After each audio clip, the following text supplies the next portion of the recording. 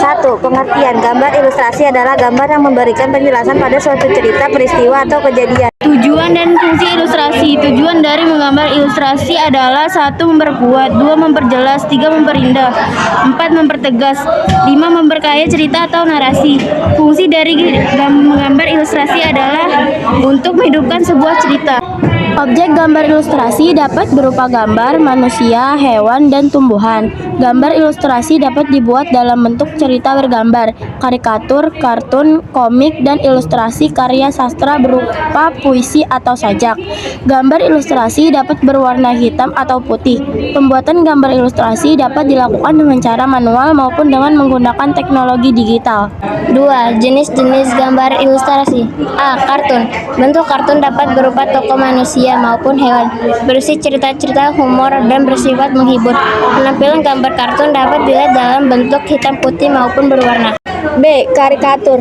Gambar karikatur menampilkan karakter yang dilebih-lebihkan, lucu, unik, dan kadang mengandung kritikan dan sindiran. Objek gambar karikatur dapat diambil dari tokoh manusia maupun hewan. C. Komik. Bentuk komik terdiri dari rangkaian cerita gambar yang saling melengkapi dan memiliki alur cerita. D. Ilustrasi karya sastra. Karya sastra berupa cerita pendek, puisi, dan sejak akan nampak lebih menarik apabila disertai dengan gambar ilustrasi. Fungsi gambar ilustrasi ini bertujuan memberikan penguatan dan mempertegas isi atau narasi pada materinya. Vignette. Vignette adalah gambar ilustrasi berbentuk dekoratif yang berfungsi sebagai pengisi bidang kosong pada kertas narasi.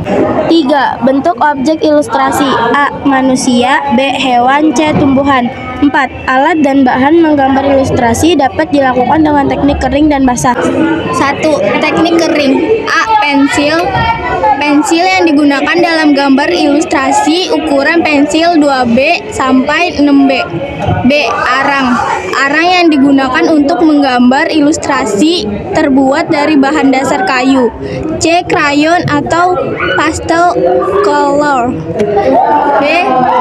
Charcoal, berbentuk seperti pensil warna dengan lapisan kertas sebagian pembungkusnya